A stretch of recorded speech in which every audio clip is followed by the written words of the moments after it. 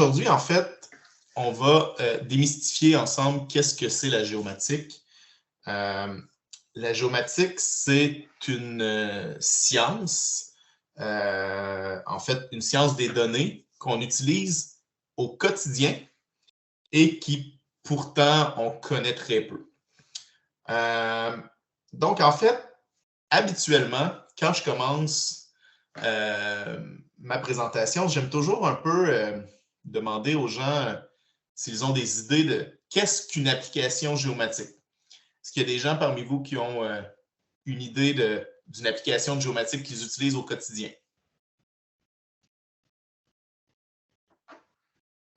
Personne ne se mouille? Parfait.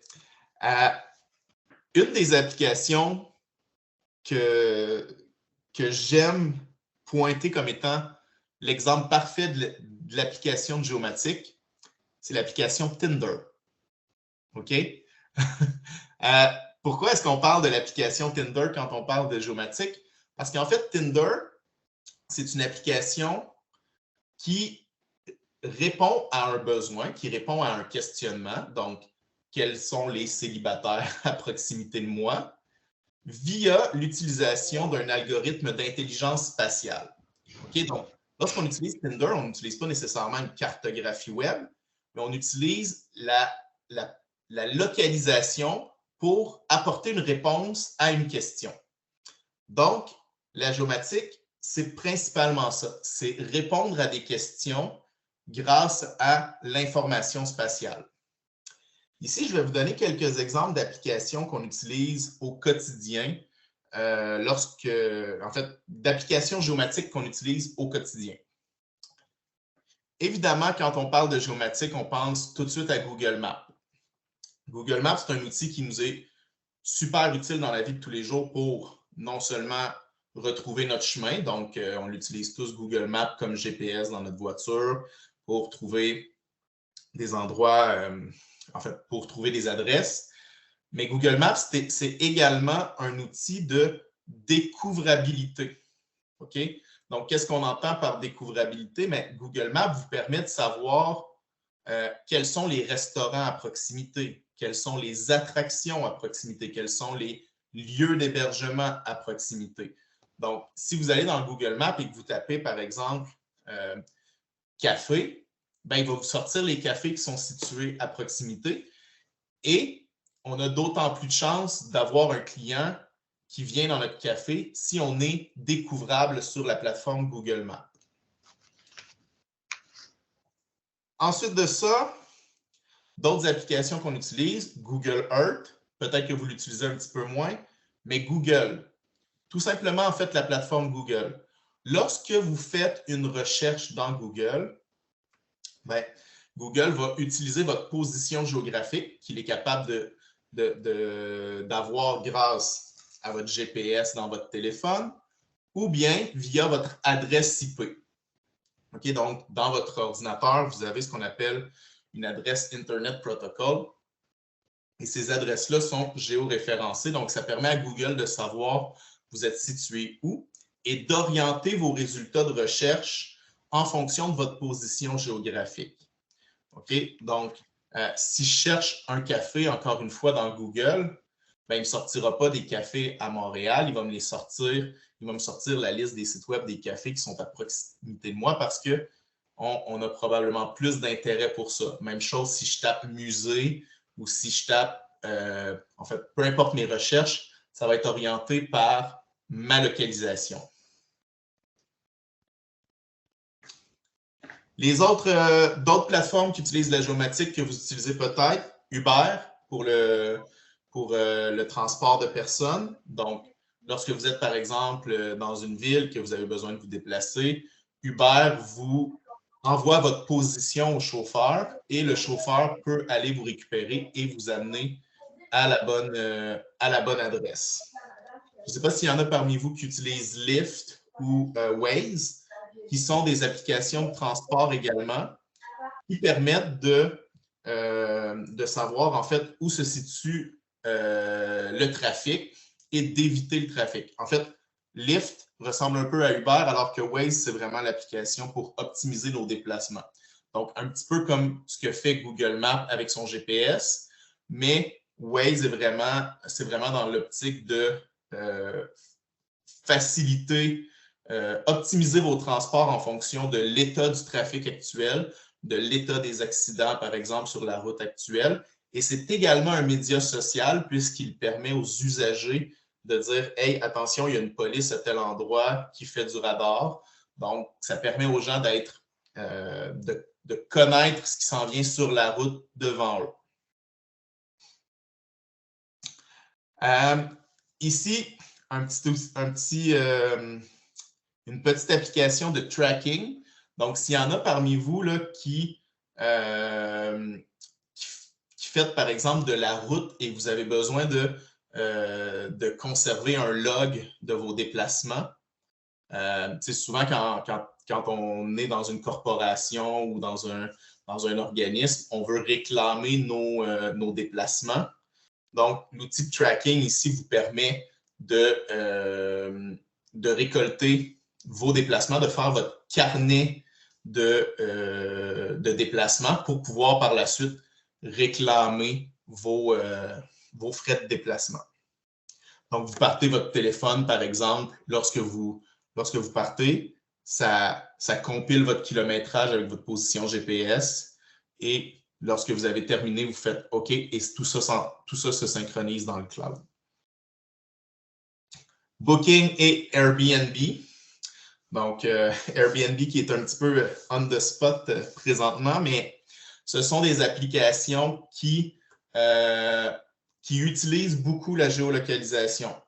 Pourquoi? Ben, tout simplement parce que lorsque vous cherchez un hôtel, vous voulez savoir où se situe l'hôtel. Vous voulez savoir s'il est situé proche du centre-ville, s'il est situé plus en périphérie. Donc, la position de votre hébergement est importante. Et donc, c'est pour ça qu'Airbnb et Booking utilisent la géolocalisation et la cartographie web. McDo et Uber Eats, deux applications qui permettent la livraison de nourriture. Donc, vous faites tout simplement entrer votre adresse, il vous localise et il est capable de localiser les livreurs sur votre territoire et d'envoyer à la bonne personne, dans le fond, votre invitation à aller chercher son repas pour qu'il puisse venir vous le livrer. OK? Facebook. Donc, Facebook utilise la géolocalisation. Je ne sais pas s'il y en a parmi vous qui ont déjà tenté de se connecter à Facebook en dehors de leur pays d'origine. Mais Facebook va souvent vous envoyer un message pour vous dire « Hey, on a détecté que vous n'êtes pas dans votre localisation habituelle. Vérifiez que c'est bien votre connexion. » Mais sinon, Facebook peut également vous permettre de transférer votre emplacement à vos amis. Donc, plusieurs fonctionnalités là, de géolocalisation dans Facebook. Pokémon Go, est-ce qu'il y en a qui ont joué à Pokémon Go? Il y a encore beaucoup de gens qui l'utilisent. C'est moins populaire que ça l'a été lorsque ça a sorti.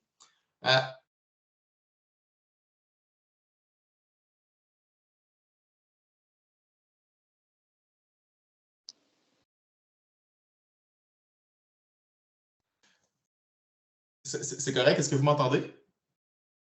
Oui? OK, parfait.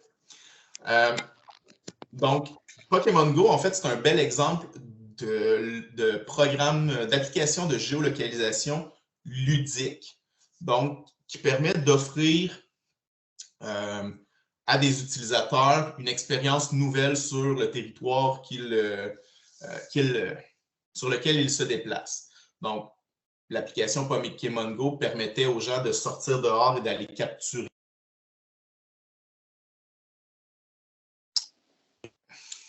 C'est correct? Vous m'entendez? Oui, OK.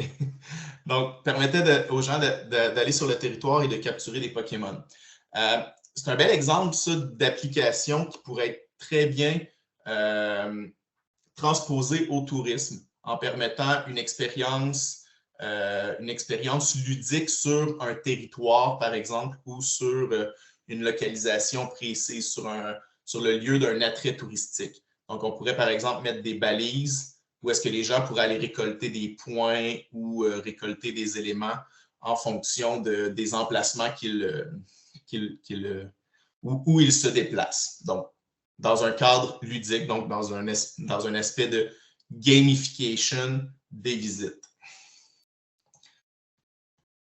Et finalement, Tinder et Bumble, les deux l'application dont je vous parlais qui vous permet de savoir qui est à proximité, est-ce qu'ils sont célibataires, est-ce que je peux potentiellement les rencontrer. Ah oui, et également des applications pour les gens qui s'entraînent, par exemple, si vous faites de la course à pied ou du vélo, l'application Strava ou l'application de ASIC là, qui permet de savoir combien de kilomètres vous avez couru, en combien de temps. Et même avec Strava, on est dans une optique de média social, donc on peut même partager nos parcours de course, nos temps, etc., etc. OK. Maintenant, on a vu des exemples d'applications de la géomatique, mais c'est quoi en tant que tel la géomatique? La géomatique, c'est super simple. C'est la discipline qui étudie l'acquisition, le stockage, le traitement et la diffusion de l'information spatiale. OK? Donc, quand on parle d'information spatiale, on parle de lieux. Donc, où est-ce que les gens se situent, où est-ce que les éléments se situent. Donc, on parle vraiment là, de géographie. Des exemples d'acquisition, par exemple, vous êtes en route, vous utilisez votre GPS, ça vous donne votre position, vous venez de faire l'acquisition d'une donnée géospatiale. Le stockage, vous envoyez cette donnée-là dans le cloud, vous venez de stocker votre information géospatiale. Le traitement, on utilise votre position, on la passe dans un algorithme et à partir de cette information-là, on est capable de vous donner la réponse « Hey, oui, il y a une belle fille blonde à proximité de vous que vous pouvez potentiellement rencontrer. » OK?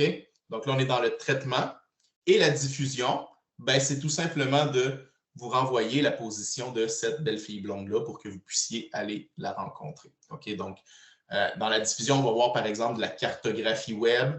Ce qu'on va voir par exemple là, avec Google Maps lorsqu'on est dans notre application puis qu'on voit la cartographie. OK.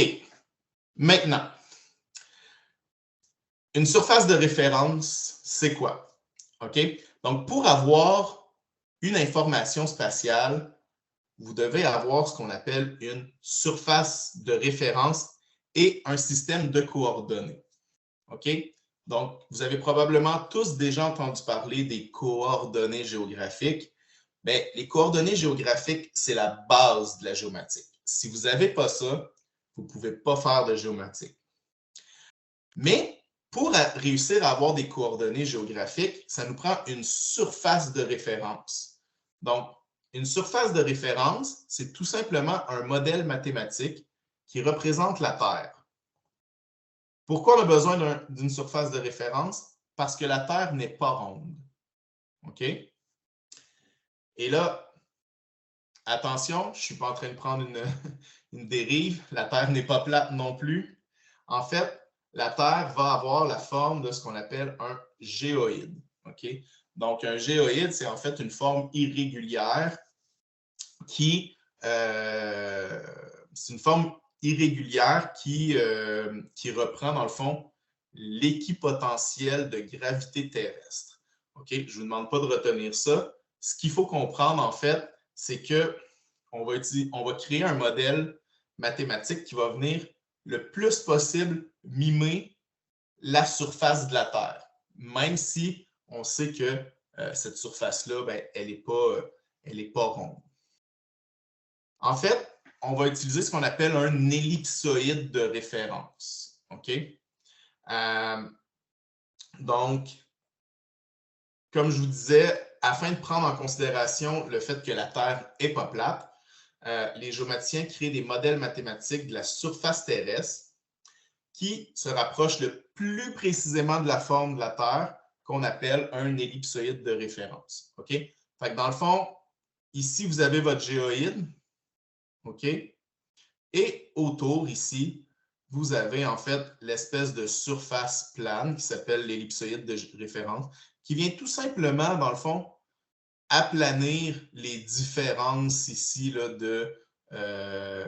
les différences de topographie. OK?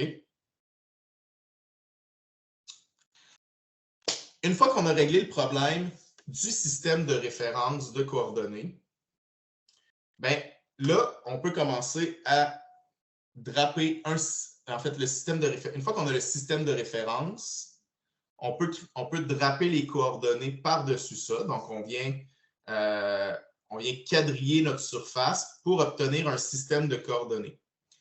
Une fois qu'on a ça, on est prêt à faire de la géomatique. OK? Donc, ça ici, c'est les conditions sine qua non pour pouvoir commencer à travailler en géomatique. Maintenant, une fois qu'on a créé ça, à quel domaine est-ce que ça s'applique, la géomatique? Bien, la géomatique, c'est un peu comme l'informatique. OK? C'est-à-dire qu'on a un outil et on peut l'appliquer à différents champs, différents types de milieux. Donc, on peut utiliser la géomatique pour, par exemple, la gestion des ressources naturelles. Donc, par exemple, si on crée des cartes géologiques, si on crée des cartes de claims miniers, si on veut arpenter nos mines, etc., etc. On peut l'utiliser dans le commerce de détail. Vous avez tous probablement un système ERP ou un CRM ou minimalement un système de comptabilité dans lequel vous stockez probablement les adresses de vos clients. Ben, en ayant les adresses de vos clients, vous pouvez réaliser ce qu'on appelle un géocodage. Donc, le géocodage, ça va permettre d'attribuer une coordonnée géographique à chacune des adresses que vous avez dans votre système. Et à partir de là, on peut réaliser ce qu'on appelle des analyses géomarketing. Donc, savoir quelle est la provenance de ma clientèle. Je vous donne un exemple. Je suis un musée et je veux savoir, est-ce que ma clientèle, c'est principalement une clientèle locale, provinciale, internationale? Bien, je peux tout simplement sortir mes adresses de mon système et, en leur accordant une coordonnée géographique, être en mesure de savoir, OK, les gens qui viennent à mon musée sont tous situés dans un rayon de 50 km autour de mon musée ou sont, par exemple, situés en dehors de la province de Québec ou sont, par exemple, situés principalement aux États-Unis. Donc, ça nous permet de faire des études de provenance. OK? Et ça nous permet par la suite d'orienter notre marketing en fonction de ces résultats-là. Également, ben, si on a la provenance des gens, on est capable de draper ces provenances-là sur des données, par exemple, de Statistique Canada, qui vont nous dire que dans telle zone, le revenu moyen est de temps, ou que dans telle zone, on a affaire principalement à des gens retraités, ou que dans telle zone, on a principalement affaire à des familles. Donc, ça nous permet d'enrichir notre donnée et de connaître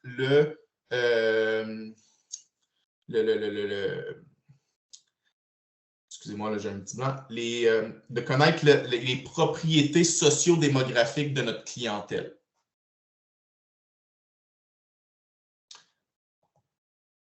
On va également utiliser la géomatique en sécurité publique. Donc, pour différents aspects, si par exemple vous construisez une maison puis que vous êtes en zone de glissement de terrain ou en zone inondable, ben, probablement hein, que vous allez être plus à risque. Okay? Donc, on établit dans le fond les zones à risque et on peut orienter le développement immobilier en fonction de ça. Également, la sécurité publique va se servir, par exemple, là on parle plus de la police, mais va se servir des données dans le fond, sur les interventions policières pour savoir où sont les zones à risque, quels sont les quartiers chauds, quels sont les endroits où est-ce qu'il y a plus d'interventions policières et comment on doit déployer nos policiers, par exemple. En assurance, on utilise la géolocalisation pour, évidemment, mieux connaître le risque. Donc, si vous êtes situé, encore une fois, comme je le disais, dans une zone à glissement de terrain, si vous êtes situé à proximité, par exemple, d'un dépôt pétrolier ou ce genre de choses-là, donc votre assurance va changer en fonction de ça. On l'utilise également en agriculture de précision, en énergie, en environnement. Donc, grosso modo, on utilise la géomatique pour en fait, différents usages en environnement, par exemple, géolocaliser les terrains contaminés, connaître où sont les milieux humides, etc. En énergie, en fait, vous êtes probablement au courant, mais Hydro-Québec a cartographié l'entièreté de son réseau de distribution dans l'objectif que lorsqu'il y a, par exemple, des pannes de courant, elle fait tout simplement envoyer les coordonnées GPS à ses monteurs de ligne et ceux-ci se rendent ça dans leur GPS et peuvent faire les réparations de cette façon-là. Également, l'aspect qui nous intéresse, le tourisme. On va voir différents exemples tout à l'heure, mais que ce soit, encore une fois, comme je vous montrais avec Airbnb, de pouvoir découvrir où sont situés, par exemple, les attraits à proximité. Donc, souvent, ce qu'on va voir, par exemple, sur les sites web par exemple, le tourisme Mauricie, on va voir, par exemple, une cartographie qui va présenter où sont situées les attractions touristiques, où sont situés les hébergements à proximité de ces attractions touristiques-là. Et comment, dans le fond, on peut combiner, on peut se faire un trajet finalement. OK, on va aller à telle attraction touristique. Après ça, on va dormir là. Le lendemain, on va aller à telle attraction touristique et on va dormir à tel endroit. Donc, tout ça dans une optique de faciliter, dans le fond, les déplacements des gens sur le territoire et de faciliter leur voyage. En gestion immobilière, donc, évidemment, si vous allez demain matin, par exemple, sur Centris, ben, une des premières choses qu'on voit sur Centris, c'est une cartographie de où sont situés les bâtiments à acheter. Donc, évidemment, quand on veut acheter une maison, la localisation, c'est super important. Donc, c'est utilisé en gestion immobilière. En santé, je ne sais pas si vous vous rappelez, il y a eu un événement dernièrement qui s'appelait la pandémie de COVID-19. Ça fait environ un an de ça, ça semble loin, mais est-ce que vous vous rappelez des fameuses cartographies qui est de la santé publique, là? En fait, on avait un point de presse pratiquement à tous les jours, puis c'était une mise à jour de la cartographie de la santé publique qui nous disait, ben, vous êtes en telle zone, donc vous pouvez faire telle chose. Donc, c'est utilisé en santé, c'est utilisé principalement en épidémiologie, donc pour savoir où sont les foyers d'éclosion, par exemple. Il y a un organisme avec lequel j'ai travaillé dans le passé, d'ailleurs, qui s'appelle CartoNG, qui est une branche de Médecins sans frontières et qui ne fait que faire des cartes pour les médecins. Donc, eux, c'est principalement, par exemple, pour les suivis d'éclosion d'Ebola, de suivi de malaria, etc. Donc, ils se servent des données. D'ailleurs, un des premiers cas d'utilisation de la géomatique, lorsqu'on parle du cas typique de système d'information géographique, c'est associé à un épidémiologique qui s'appelle Jon Snow. Et non, ce n'est pas le personnage de Game of Thrones, c'est bel et bien un personnage historique. Mais Jon Snow, en fait, ce qu'il a fait, c'est que pendant l'épidémie de choléra en Angleterre, il a été en mesure d'identifier que les gens qui avaient le choléra étaient situés à une certaine distance de sources d'eau. Et donc, il a été capable d'identifier que le choléra était transmis par l'eau. Et donc, ils ont pu enrayer l'épidémie en fermant tout simplement les sources d'eau. OK?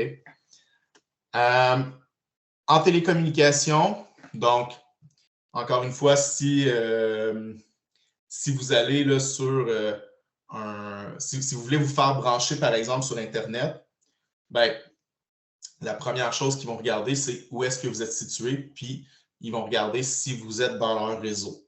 OK? Donc, la géolocalisation est très importante. Et finalement, en cybersécurité, en fait, au Canada, au gouvernement du Canada, il y a une branche qui s'intéresse à la cybersécurité, en fait, qui vise à répertorier les attaques de cybersécurité envers le gouvernement, mais également envers les grandes industries pour des questions stratégiques. Et ils ont à l'intérieur de ça une branche géomatique qui vise à tout simplement géolocaliser la provenance des attaques de cybersécurité. Donc, par exemple, quand on vous dit qu'il y a une augmentation des attaques en provenance de Russie, ben, c'est grâce au département de géomatique en cybersécurité. Donc, je vous ai présenté différents usages de la géomatique. Maintenant, je vais vous présenter des études de cas. OK? Donc, on va voir ensemble là, des exemples de cas où on a utilisé la géomatique. Donc, la géomatique, ben, évidemment, c'est l'héritière de l'arpentage et de la cartographie classique. OK? Donc, je vous ai mis une petite image de Champlain ici parce que, ben, à l'époque, c'était, quand on parlait de géomatique, en fait, on parlait des cartographes. Mais avec l'arrivée de la révolution informatique, ben, tout l'aspect information géographique a évidemment été transposé dans les ordinateurs. Et maintenant, dans le fond, on parle de géomatique. Avant, on parlait surtout de cartographier le territoire, donc de savoir où sont les rivières, où sont les lacs, où sont les montagnes, les forêts, etc. Maintenant, la géomatique est vraiment en train de prendre une tangente beaucoup plus axée sur le socio-démographique, l'expérience utilisateur lorsqu'on consulte des cartes. Également, on va parler on va plus cartographier en fait des phénomènes qui sont invisibles. OK? Pourquoi? Ben, tout simplement parce que la cartographie du territoire, on l'a, elle est faite maintenant. Donc, souvent, ce qu'on va faire, c'est qu'on va utiliser des cartographies existantes et on va venir draper une couche d'informations complémentaires. Donc, d'où proviennent, par exemple, les clients de tel commerce? Quel est, par exemple, l'âge des gens dans tel quartier, etc., etc. Okay, donc, on va parler plus de phénomènes qui sont peut-être invisibles, mais qui peuvent néanmoins être cartographiés. OK. Donc ici, je vous présente quelques exemples d'applications de géomatique. Donc, on vient de sortir de l'hiver. Je pense qu'il annonce encore un petit peu de neige ce soir, malheureusement, là, pour les gens de la région de Montréal et de la Mauricie. Là. Mais donc, une des belles applications, c'est la ville de Guelph qui a implanté une carte interactive permettant aux citoyens de voir en fait le déneigement. OK? Donc, ils peuvent voir en temps réel où sont rendus les grattes et en même temps, ils peuvent suivre les déneigeurs et ils peuvent voir quand est-ce qu'eux vont être déneigés. OK? Donc, c'est quand même un peu utile quand il y a une grosse tempête de savoir est-ce que je vais être capable de sortir de chez nous ou combien de temps, en fait, il faut que j'attende pour que la rue soit ouverte. OK? Un autre cas par rapport à la neige, et ça a été particulièrement important dans la ville où j'habite, moi, Trois-Rivières. Cette année, en fait, on a tellement eu de neige que les dépôts à neige ont été saturés. On n'avait plus de place où mettre la neige. OK? Et donc, lorsqu'on veut, par exemple, voir quel volume de neige on a, bien, on peut utiliser, par exemple, des drones qui vont survoler les dépôts à neige, OK? Et qui vont créer des modèles 3D de nos dépôts à neige pour nous donner le volume du dépôt à neige en fait. Donc, on est capable de faire nos suivis comme ça. Ces technologies-là qu'on appelle la photogrammétrie, OK? Ça peut être utilisé également là, pour plein d'usages. Donc, par exemple, vous avez un lieu historique, vous voulez créer un modèle 3D de votre lieu historique, bien, vous pouvez demander à un pilote de drone qui passe. Il peut créer un modèle 3D uniquement en faisant un vol de drone de votre lieu historique. À partir de là, vous avez une maquette 3D. Vous êtes en mesure vous pouvez faire par exemple des petits modèles 3D en imprimé. Vous pouvez travailler, par exemple, vos schémas d'aménagement sur votre modèle 3D. Vous pouvez permettre à des gens qui ne peuvent pas se déplacer, par exemple, de voir, par exemple, votre site en réalité virtuelle. Donc, plusieurs applications là, à la création de modèles 3D par drone. Je nous ramène encore une fois à la pandémie. Je sais qu'on essaye de l'oublier, mais lorsqu'il y a eu l'éclosion, en fait, là, dans les premiers temps en 2020, Carto, qui est une entreprise en fait, qui propose des solutions web là, de cartographie, avait réalisé un recensement de tous les événements dans le domaine de l'événementiel, touristique, etc., qui ont dû être annulés en fonction de l'épidémie de coronavirus. Grâce à ça, ben, ça leur a permis de chiffrer les pertes économiques. Ça leur a permis de recenser, dans le fond, quelles étaient les sections les plus touchées. Donc, c'est un autre exemple là, de comment on peut utiliser la géomatique pour cibler, par exemple, des problématiques ou trouver des réponses à des questions en fonction de différentes problématiques, là, comme par exemple ici la pandémie. Ça, c'est un projet qu'on a réalisé avec c'est un organisme scientifique autochtone. Dans le fond, eux, ils voulaient voir quel serait l'impact des changements climatiques sur les usages traditionnels autochtones dans leur communauté. Okay? Donc, par exemple, s'il y a un rehaussement du niveau marin à cause des changements climatiques, comment ça va impacter nos lieux de cueillette, par exemple, de plantes médicinales? Comment ça va impacter nos lieux de pêche traditionnels, nos lieux de chasse traditionnels? Donc, ce qu'on a fait, c'est qu'on leur a fait une plateforme où les gens pouvaient aller dire hey, moi, je pêche à tel endroit, je cueille à tel endroit, je chasse à tel endroit. Et là, on pouvait superposer ça avec nos prévisions d'augmentation du niveau marin. Et ça nous permettait de dire, OK, tel usage va être très impacté dans la communauté où tel usage ne sera pas du tout impacté et ça devrait être correct.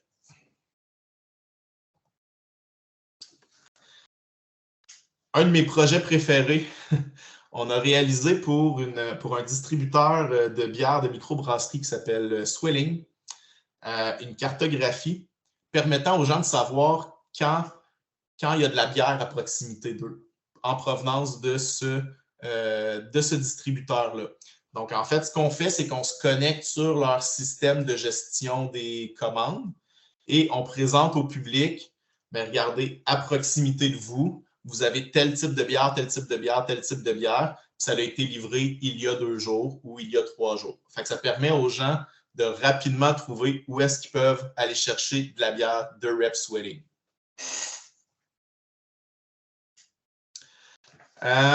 Ici, une petite application qu'on a développée pour la MRC de Roussillon, donc qui permet de voir où sont situés les producteurs locaux en fonction des types de produits, en fonction des lieux de vente.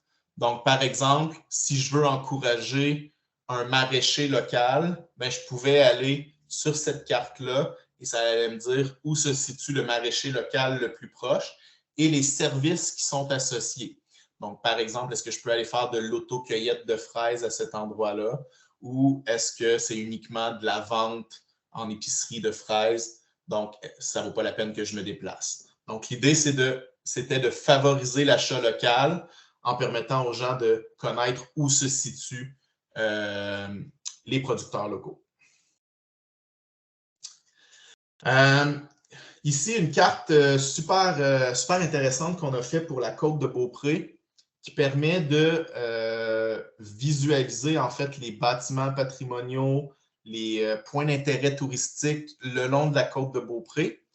Et dans le cadre de cette application-là, on a travaillé avec un de nos partenaires en développement logiciel qui s'appelle Roman Code, qui ont développé une application qui s'appelle CultureGo.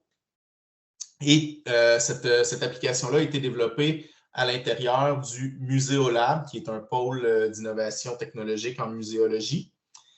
Et dans le fond, on a créé une carte qui non seulement présente les lieux d'intérêt touristique, mais qui en plus ajoute du contenu. Donc, lorsqu'on se déplace vers un lieu d'intérêt touristique, on peut consulter des fiches informatives sur le lieu. On peut avoir des balados qui reprennent, par exemple, des personnages historiques et qui nous racontent des histoires sur le territoire.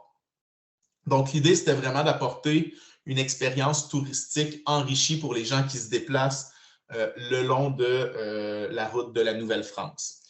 Et également, on a mis en place des couches d'information sur des couches d'information historiques, dans le fond, où est-ce que les gens pouvaient voir où se situait, par exemple, le cadastre ancien, donc où se situent les bâtiments patrimoniaux, etc., etc.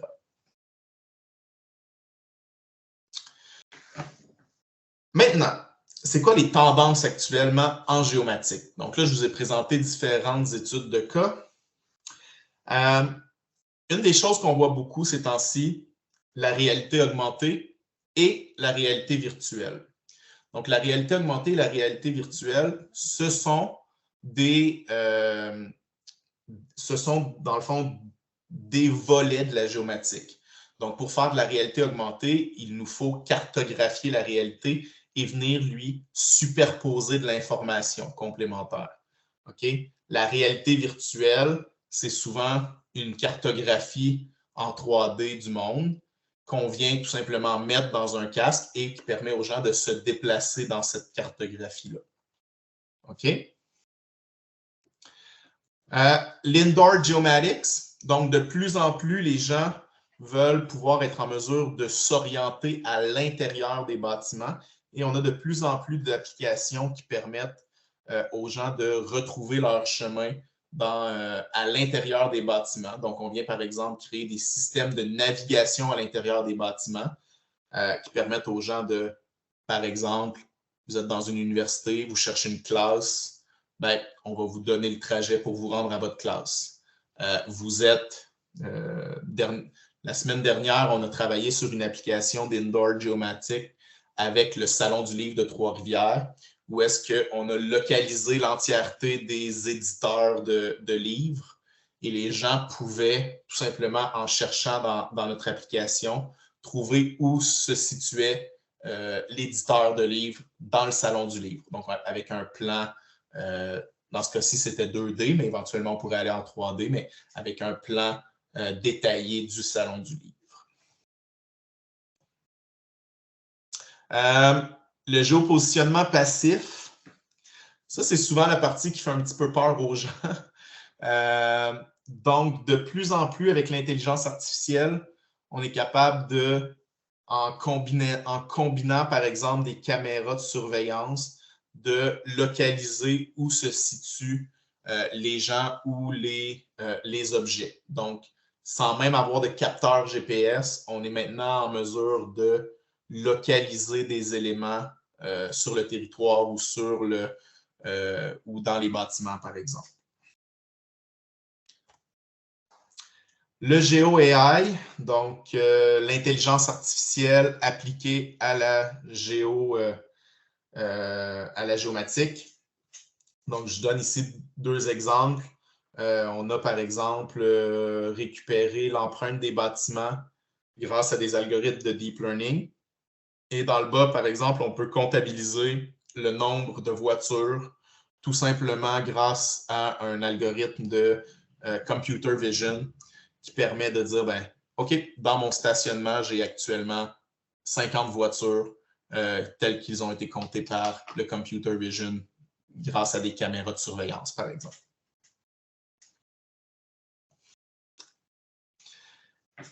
Finalement, les défis en géomatique. Donc, qu'est-ce qu'on cherche à faire actuellement en géomatique pour améliorer les choses? Bien, on cherche toujours plus de précision. Donc, de plus en plus, et on le voit, nos ordinateurs sont de plus en plus puissants. Ça nous permet de faire des choses de plus en plus, qui demandent de plus en plus de puissance de calcul. Donc, par exemple, lorsqu'on parle de réalité virtuelle, bien, on voit des modèles qui sont de plus en plus raffinés, des expériences qui sont de plus en plus réelles. Donc, c'est grâce à la précision des données qu'on récupère. Également, on cherche souvent d'avoir de plus en plus de résolution temporelle. Je vous l'ai montré tout à l'heure quand on parlait, par exemple, des drones qui survolent les dépôts à neige. Mais on peut avoir, par exemple, un vol de drone à tous les jours qui nous permet de savoir, OK, mon dépôt à neige il a augmenté de tant de volume à tous les jours pendant tout le mois. OK? Donc, on a une résolution temporelle de plus en plus grande, une diffusion de plus en plus rapide de l'information, voire en temps réel. Donc, de plus en plus, les systèmes sont connectés et on est capable de dire, bon, ben, par exemple, j'ai un compteur intelligent qui me permet de savoir j'ai combien de personnes dans un site. Ben, je l'envoie en ligne et je suis capable de diffuser l'information de façon automatique. Il y a une nouvelle personne qui rentre, c'est en ligne, on a l'information. Donc, de plus en plus, on a des systèmes en temps réel. On stocke des jeux de données toujours de plus en plus gros. Donc, avec plus de précision vient des jeux de données de plus en plus gros. Et on vise à garantir des jeux de données de qualité et exacts. Donc, je ne sais pas si vous avez déjà fait l'expérience, mais moi, présentement, je suis à la recherche d'une maison et on cherche des nouveaux développements. Et quand on tape l'adresse dans Google Maps, ben, les rues n'existent pas parce que c'est des nouveaux développements. Donc, ça, c'est un enjeu, en fait, en géomatique. On doit s'assurer que la donnée est à jour et précise pour éviter que des gens se perdent ou éventuellement, on va peut-être avoir des voitures intelligentes qui se conduisent tout seuls, mais ces voitures-là doivent avoir accès à une donnée de qualité si elles veulent nous amener au bon endroit. Donc voilà, ça fait le tour pour cette petite formation-là pour démystifier la géomatique. S'il y a des questions, je suis tout oui.